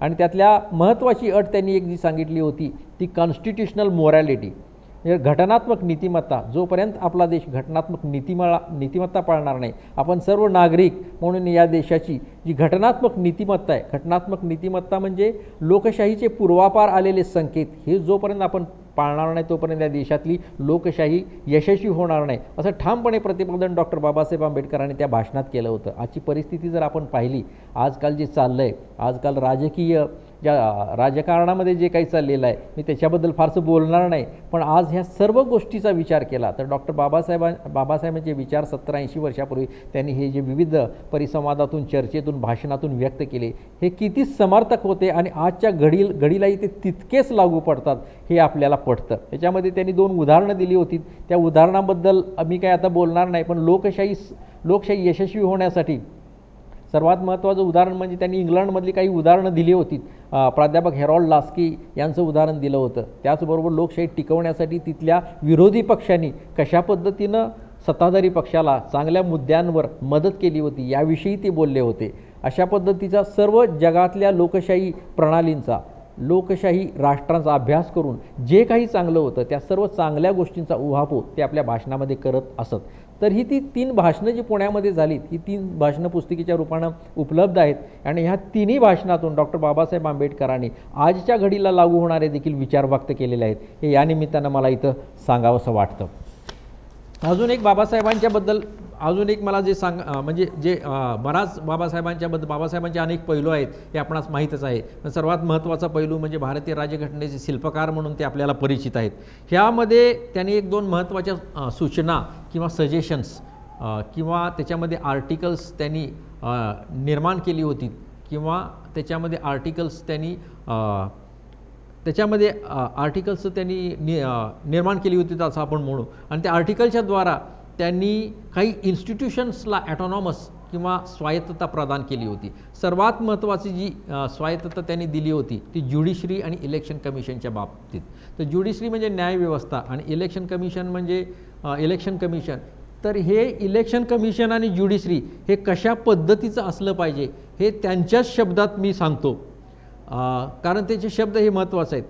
ते म्हणतात की for myself I cannot all together omit the possibility of a legislature packed by party men making laws which may abrogate or violate what we regard as certain fundamental principles affecting the life and liberty of an individual.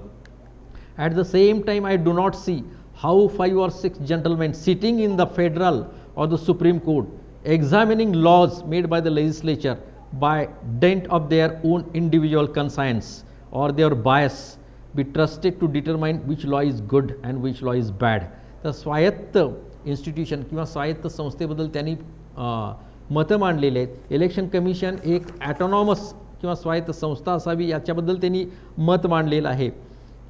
आणि त्या स्वायत्त election कमिशनरमुळंच आजची आपली democracy एक समृद्ध आणि विकसित पावलेली आहे हे कोणीही सांगू शकेल. त्याचबरोबर त्यांनी आर्टिकल 32 आहे, त्यांना विचारण्यात आलं की बाबा एवढी आर्टिकल्स आहेत घटनेमध्ये, ह्यामधलं सर्वात महत्त्वाचं आर्टिकल कोणतं आहे. तर डॉक्टर आंबेडकरांनी त्यावेळी स्पष्ट सांगितलं होतं की आर्टिकल 32. कारण आर्टिकल 32 असं आहे की मूलभूत अधिकारावर आपल्या जर गदा आली तर आपल्या मूलभूत अधिकारावर जी गदा येते त्याबद्दल आपल्याला सर्वोच्च न्यायालयामध्ये दाद मागता येते. त्यामुळं घटना ही किती फ्लेक्झिबल आहे या बाबतीत सर्वात महत्त्वाचं उदाहरण आणि सर्वात महत्त्वाचं आर्टिकल त्याच्याबद्दल जी माहिती सांगू इच्छितं ते म्हणजे आर्टिकल 32. दुसरी एक गोष्ट त्यांनी याच्यामध्ये जी सांगितली होती त्याच्यामध्ये बाबासाहेबांना असं विचारण्यात आलं की घटनेमध्ये इतक्या साऱ्या संस्था आहेत, ज्युडिशरी आहे, मंत्रिमंडळ आहे, कार्यकारी मंडळ आहे, त्यानंतर कायदे मंडळ आहे, संसद आहे, ह्या सर्व घटकांमध्ये आपल्याला कोणता घटक हा महत्त्वाचा वाटतो किंवा कोणता घटक हा सुप्रीम वाटतो, आपल्याला कोणता घटक हा पॉवरफुल आहे. त्यावेळी क्षणभराचाही म्हणजे क्षणभरातच त्यांनी आपलं म्हणजे विचार व्यक्त केला. किंवा क्षणाचाही विलंब न करता त्यांनी सांगितलं की मला जर कोणता घटक याच्यामध्ये सर्वात महत्त्वाचा वाटत असेल तर तो घटक म्हणजे ऑडिटर जनरल ऑफ इंडिया. आता ऑडिटर जनरल ऑफ इंडिया याच्याबद्दल आपण फारसा विचार केलेला नव्हता, पण डॉक्टर आंबेडकरांनी त्यावेळी सांगितलं की ऑडिटर जनरल ऑफ इंडिया हे ह्या देशातल्या राज्यघटनेनं निर्माण केलेलं सर्वात महत्त्वाचं आणि सर्वात मोठं पद आहे. ते मंत्रिमंडळापेक्षाही मोठं पद आहे आणि ते म्हणतात की ज्युडिशरीपेक्षाही म्हणजे न्यायालयापेक्षाही एक मोठं आणि महत्त्वाचं पद आहे असं डॉक्टर बाबासाहेब आंबेडकर मानतात. आपल्याला वाटतं की बाबा सर्वोच्च न्यायालय किंवा ज्युडिशरी हे मोठं पद आहे, निःसंशय सर्वोच्च न्यायालय आणि ज्युडिशरी हे सर्वोच्च पद देशातलं आहे. पण ऑडिटर जनरल ऑफ इंडिया हे बाबासाहेबांचं जे मत आहे ते का म्हणतात, कारण ह्या सगळ्या ह्या ज्या संस्था आहेत ह्या संस्थांनी किती खर्च करावा, त्यांना जे आपण संसदेनं जे ठरवून दिलेलं आहे ठराविक जी अमाऊंट किंवा रक्कम त्याच्यामध्येच त्यांनी ह्या सगळ्या संस्थांचा खर्च झाला पाहिजे, याच्यावर नियंत्रण ठेवण्याचं काम जर कोण करत असेल तर ते ऑडिटर जनरल ऑफ इंडिया.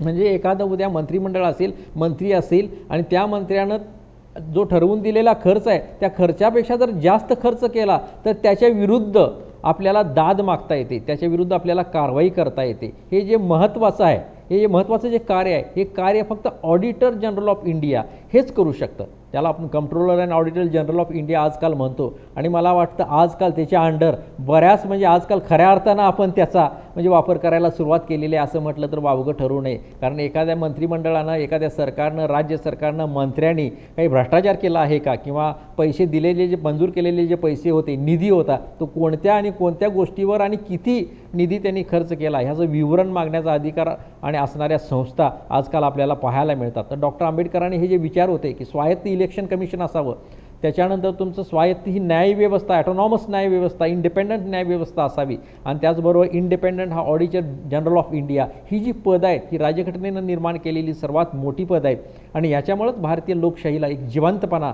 आणि सक्षमीकरण आलेलं आहे आणि त्यामुळे ह्या पदांचं आपण संरक्षण केलं पाहिजे. प्रत्येक सरकारनं त्याचं संरक्षण केलं पाहिजे.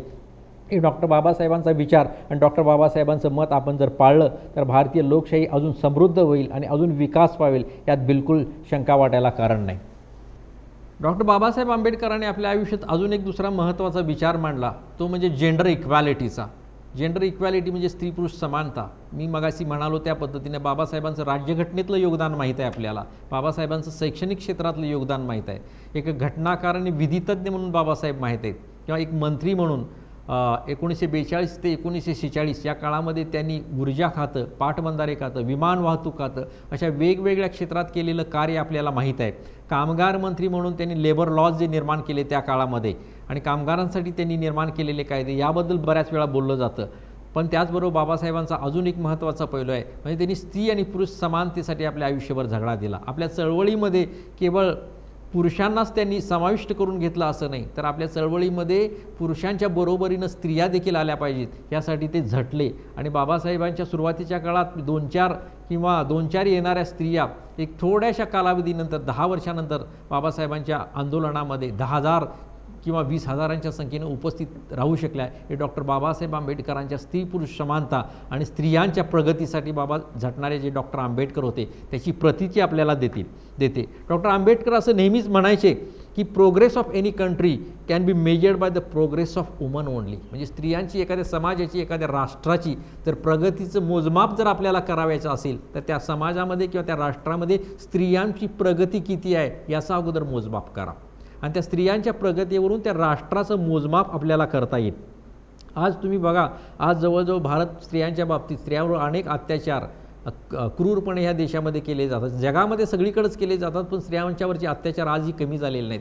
भारतामध्ये आपण नेहमीच दररोज वर्तमानपत्रातून बातम्या वाचत असतो की त्याच्यावरच्या अत्याचाराबद्दल. आणि स्त्री अत्याचाराच्या बाबतीत आपल्या देशाचा नंबर हा खूप खालच्या लेवलला किंवा खालच्या स्तरावर आहे हे सांगण्याची परत आवश्यकता म्हणजे नाही. म्हणजे India ranks much below in terms of this gender equality index. आणि बाबासाहेब असंही म्हणायचे की त्यांना शिक्षण द्या, कारण त्या काळी मुलींना शिक्षण देणं असं समाजामध्ये ही फार प्रचलित रीत नव्हती. पडदिशी मुलगी वयात आली तर तिचं लग्न लावून द्यायचं आणि तिला मोकळं करायचं अशा पद्धतीनं आपल्या, आणि बालविवाह वगैरे ह्या तर चालीरीती त्यावेळी होत्याच. पण डॉक्टर आंबेडकर काय म्हणतात बघा, he give education to your children, instil ambition in them, remove all inferiority complex from them. म्हणजे मुला असू दे किंवा मुलगी असू दे, तिला तुम्ही शिक्षण द्या. आणि डॉक्टर आंबेडकरांनी त्यासाठी प्राथमिक शिक्षण हे सक्तीचं आणि मोफत करा अशा पद्धतीचे विचार मांडलेले आहेत. कारण मुलींना शिकवलं पाहिजे. मुली जर शिकल्या तर संपूर्ण समाज, फॅमिली शिकेल, आणि फॅमिली जर शिकेल तर आपला समाज हा सुशिक्षित होईल, सुसंस्कृत होईल, आणि त्यामुळे देशाची प्रगती होईल. अशा पद्धतीनं डॉक्टर बाबासाहेब आंबेडकरांनी विचार मांडलेले आहेत. आणि शेवटी ते स्त्रियांच्या बाबतीत काय म्हणतात हा एक पॅराग्राफ आपल्याला मी सांगतो, आणि मी माझं हे लांबले जे थोडेफार विचार आहेत हे थांबवतो. ते काय म्हणतात आपण इथं विचार लक्ष द्या त्याच्याकडं, किंवा काय हे विचारात घ्या. डॉक्टर आंबेडकर म्हणतात स्त्रियांच्या बाबतीत, don't be hurry to marry, म्हणजे त्यांचं लग्न लवकर करू नका, घाई करू नका त्यांच्या लग्नासाठी मुलींच्या. You should not impose it upon your children unless financially they are able to meet the liabilities arising out of the marriage. म्हणजे तुम्ही त्यांच्यावर विनाकारण हे बर्डन लादू नका. ज्यावेळी ते आर्थिकदृष्ट्या आपला निर्णय घेण्यासाठी स्वतंत्र होतील किंवा स्वावलंबी होतील, त्याचवेळी हा त्यांचा निर्णय त्यांच्यासाठी घेऊ द्या. ते पुढं म्हणतात की those who will marry bear in mind that to have too many children is crime. म्हणजे आंबेडकर काय म्हणतात की जास्त मुलांना जन्म देणं, too many children is a crime. म्हणजे डॉक्टर आंबेडकर म्हणतात की जास्त मुलांना जन्म देणं हा गुन्हा आहे. एवढ्या प्रखरपणे, एवढ्या स्पष्टपणे त्या काळामध्ये 1940च्या काळामध्ये जर कोणी सांगितलं असेल तर अनेक समाजसुधारक आहेत त्या बाबतीत काम करणारे. मला नाव घ्यावं लागेल रधो कर्वेंचं, महर्षी कर्वेंचे सुपुत्र, त्यांचं खूप मोठं काम आहे या क्षेत्रातलं. समाज स्वास्थ्यकार म्हणून ते प्रसिद्ध आहेत. आणि डॉक्टर बाबासाहेबांचं जे 1939चं भाषण झालं होतं त्या भाषणाला ते स्वतः रधो कर्वे उपस्थित होते, आणि ते डॉक्टर आंबेडकरांचे जवळचे मित्र होते. कुटुंब नियोजनासाठी त्यांनी केलेले प्रयत्न हे खूप मोठे आहेत, वाखाणण्याजोगे आहेत. पण त्याचबरोबर डॉक्टर आंबेडकर हे देखील असे विचारवंत होते की त्यांनी स्त्री पुरुष समानतेचा हा विचार मांडला. आणि जास्त मुलांना जन्म देणं हा गुन्हा आहे म्हणतात ते. त्यामुळे जास्त मुलांना जन्म देऊ नका, कमीत कमी मुलांना जन्म द्या, जास्तीत जास्त शिकवा. जन्म देण्यापेक्षा त्यांचं पोषण आपण कसं करतो हे महत्त्वाचं आहे. हे डॉक्टर आंबेडकर वारंवार आपल्या कार्यकर्त्यांना आणि समाजाला निक्षून सांगताना इथं आपल्याला आढळून येतात. त्यासाठी कुटुंब नियोजनाचा जो कायदा आहे तो कुटुंब नियोजनाचा कायदा मुंबई विधिमंडळानं करावा अशा पद्धतीचा ठराव देखील डॉक्टर बाबासाहेब आंबेडकरांनी आपल्या सहकाऱ्यांच्या मार्फत मुंबई विधिमंडळामध्ये आणला होता. हे देखील आपल्याला सर्व ज्ञात आहेत. तर असे होते डॉक्टर बाबासाहेब आंबेडकर. आपल्या वक्तृत्वानं, आपल्या कार्यकर्तृत्वानं, आपल्या वाणीनं, आपल्या विचारमंथनानं, आपल्या कार्यानं त्यांनी समाज घडवण्याचा, अस्पृश्य समाजाला एक नवी ऊर्जा देण्याचं, पददलित, वंचित, उपेक्षितांना न्याय देण्याचं, सामाजिक न्यायाची जी कास धरली ती सामाजिक न्यायाची कास या देशातला हा जो खालच्या वर्गातला जो समाज आहे तो समाज शिक्षित व्हावा, सुसंस्कृत व्हावा, आणि त्या हेतूतून त्यानं ह्या राष्ट्राच्या जडणघडणीतून आपलं स्वतःचं जे स्थान आहे ते निर्माण करावं. त्याच्या निर्मितीक्षम राष्ट्रामध्ये त्याचं एक कॉन्ट्रीब्युशन असावं या दृष्टीनं त्यांनी डॉक्टर बाबासाहेब आंबेडकरांनी खूप मोठे प्रयत्न केलेले आहेत. आणि त्यामुळे या महामानवाला आज अभिवादन करताना मला खूप आनंद होते. आणि आज या निमित्तानं डॉक्टर बाबासाहेब आंबेडकरांच्यावर विचार व्यक्त करण्यासाठी त्यांच्या जयंतीनिमित्त आपण ही जी व्याख्यानमाला आयोजित करतायत याबद्दल मी पुन्हा एकदा आयोजकांचं, जाधवर सरांचं, शार्दूल जाधवर सरांचं पुन्हा एकदा त्यांना मी धन्यवाद देतो, त्यांच्याप्रती कृतज्ञता व्यक्त करतो, त्यांचे आभार मानतो. ही व्याख्यानमाला उत्तरोत्तर अशीच यशस्वी होत जाईल. जवळजवळ 10 दिवस या व्याख्यानामध्ये 10 वेगवेगळ्या वक्त्यांची, विद्वानांची आणि विचारवंतांची आणि प्राध्यापकांची भाषणं आपण आयोजित करता. हा खरोखरच एक स्तुत्य उपक्रम आहे. आजकालच्या काळामध्ये डॉक्टर आंबेडकरांनी सांगितल्याप्रमाणे व्याख्यानाच्या माध्यमातून समाज घडवण्याचं काम, एक लोकशिक्षकाची भूमिका जी डॉक्टर बाबासाहेब आंबेडकरांनी घेतली, ती लोकशिक्षकाची भूमिका ह्या व्याख्यानाच्या चर्चेच्या माध्यमातून समाजापर्यंत ज्ञानदान करण्याचं काम आज ही संस्था करते. याबद्दल मी या संस्थेचं पुनश्च त्यांचं अभिनंदन करतो आणि त्यांच्या भविष्यातल्या सर्व उपक्रमास असंच यश मिळो अशी मी अपेक्षा व्यक्त करतो. त्यांना शुभेच्छा देतो आणि मी थांबतो.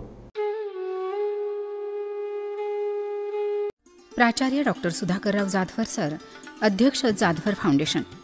आयुष्यभर कष्ट झेलत संकटांशी मुकाबला करीत मार्गक्रमण करणारे, काट्याकुट्यांचा रस्ता तुडवीत संकटांशी 2 हात करणारे, बाहेरून काटेरी पण आतून गोड, कोणाच्याही सावलीसाठी उभी राहिल्यावर स्वतःची सावली निर्माण होत नाही तर स्वतःची सावली निर्माण करण्यासाठी अहोरात्र झगडावे लागते, हा तरुणाईला संदेश देणारे प्राचार्य डॉक्टर सुधाकरराव जाधवर सर. आपला जन्म वडजी या छोट्याशा खेड्यात झाला. घरची अत्यंत प्रतिकूल परिस्थिती, पण परिस्थितीचा आपण कधीच बाऊ केला नाही. संकट माझ्यासाठीच का असं न म्हणता मी काट्यात वाढलेला गुलाब आहे असा सकारात्मक दृष्टिकोन आपण ठेवलात. स्वतःची वाट शोधायची असेल तर ती अंतर्प्रेरणेतून शोधली पाहिजे हाच विचार मनात कायम करून वाटेवरून आपण चालत राहिलात. थोरा मोठ्यांच्या चरित्रातून जीवनाचं तत्वज्ञान देखील आपण अंगीकारलं. त्यातूनच आपल्यासारखं अलौकिक व्यक्तिमत्व उदयास आलं, जे लाखो लोकांचं आशास्थान आणि श्रद्धास्थान बनलं. आपण आपल्या समाजकार्याची सुरुवात क्रांतीवीर या संघटनेनं केली. महिला सबलीकरण, ग्रामस्वच्छता अभियान, व्यसनमुक्ती असे सामाजिक उपक्रम राबवून समाजातील एक घटक बनलात. सावित्रीबाई फुले पुणे विद्यापीठाच्या वाणिज्य शाखेमध्ये अधिष्ठाता या पदावर काम केलं. हजारो विद्यार्थ्यांचे आपण गुरु बनलात. पाश्चिमात्य ज्ञान, विज्ञान, तंत्रज्ञान आणि महान भारतीय संस्कृतीचा मिलाफ असणारी शिक्षण संस्था असावी असा विचार करून 1995 मध्ये जाधवर शैक्षणिक संकुलाची स्थापना केली. हा म्हणता या संस्थेचा पसारा आजूबाजूला पांगू लागला. आज हजारो विद्यार्थी या शिक्षण संस्थेमध्ये शिक्षण घेत आहेत. आपण शिक्षणाबरोबरच संस्कारांना देखील तेवढंच महत्त्व दिलं. स्वामी विवेकानंद, छत्रपती शिवाजी महाराज, संत साहित्य अशा व्याख्यानांचं आयोजन करून मुलांना सद्विचार दिलेत. रोजगार मेळावे, करिअर गायडन्स, समुपदेशन, विकास मार्गदर्शन, स्वच्छ भारत अभियान, व्यक्तिमत्व विकास, व्यसनमुक्ती असे हजारो उपक्रम राबवून तरुणाईच्या मनात देशप्रेमाची ज्योत तेवत ठेवली. त्यांचे मार्गदर्शक गुरु बनलात. या जगात देव कधीच भेटत नाही आणि भेटणारही नाही, पण देवमाणसं खूप भेटली. त्यातलेच आपले एक व्यक्तिमत्व. आपण विद्यार्थ्यांचे मार्गदर्शक, प्रेरणा, आधारस्तंभ, आशास्थान आहात. आपल्या असण्यातच या संकुलाची शान आहे. पोटावरून फिरणाऱ्या हातापेक्षा पाठीवरून फिरणारा मायेचा, प्रेमाचा हात खूप बळ देऊन जातो. तेच बळ आकाशात झेपावण्यासाठी लागणारी ताकद आपल्या ठाई जमा करते. तेच बळ सर्वांना आपणाकडून मिळते. आकाशातील इंद्रधनुष्याने शोभा वाढली आकाशाची, जाईजुई चमेलीच्या सुगंधाने शोभा वाढली बागेची. जाधवर सरांच्या असण्यानेच शोभा वाढली या जाधवर संकुलाची. आपल्या भावी वाटचालीस आम्हा सर्वांकडनं तुम्हाला शुभेच्छा. धन्यवाद. नमस्कार. तिसरी भारतरत्न डॉक्टर बाबासाहेब आंबेडकर ऑनलाईन व्याख्यानमाला आपल्या संस्थेतर्फे सुरू करण्यात आलेली आहे. आत्तापर्यंतच्या दोन्हीही ऑनलाईन व्याख्यानमालेला अत्यंत चांगल्या पद्धतीचा प्रतिसाद मिळाला. त्यामध्ये अत्यंत तज्ज्ञ लोकांनी स्वतःची व्याख्यानं दिली. या तिसऱ्या व्याख्यानमालेमध्ये सुद्धा 10 दिवस विविध क्षेत्रामधले नामवंत भारतरत्न डॉक्टर बाबासाहेब आंबेडकरांच्या विचाराच्या विविध पैलूविषयी बोलणार आहेत. आणि त्यामुळे डॉक्टर बाबासाहेब आंबेडकरांचे विचार, त्यांची विचाराची पद्धती, समाजाविषयी असणारं प्रेम आणि एकूणच राज्यघटना लिहिताना त्याच्यामध्ये ज्या प्रोव्हिजन त्यांनी केलेले आहेत, या सगळ्याविषयीचं ज्ञान सखोलपणे आपल्या सगळ्याला यातून मिळणार आहे. या व्याख्यानमालेमध्ये सुद्धा अत्यंत चांगल्या पद्धतीने सर्व लोकांनी सहभाग नोंदवलेला आहे. अनेक लोक ऑनलाईन हे व्याख्यानमाला पूर्ण भारतभर, भारताच्या बाहेरही आपले जे फॉलोअर्स आहेत ते पाहत आहेत. या व्याख्यात्यांचं आणि आपल्या टीमचं, की ज्या टीमनं ऑनलाईन टीमनं आपल्यापर्यंत ही व्याख्यानमाला ऑनलाईन पोचवली, कष्ट घेऊन वेगवेगळ्या ठिकाणी जाऊन व्याख्यात्यांचे रेकॉर्ड केलं आणि या ठिकाणी आपल्यापर्यंत ते पोचवलेले आहे, त्यांचेही मी आभार मानतो. आणि सगळ्यात शेवटी तुम्ही सर्व लोक की ज्यांनी याला भरभरून प्रतिसाद दिला, त्यांचेही मी आभार मानतो आणि थांबतो.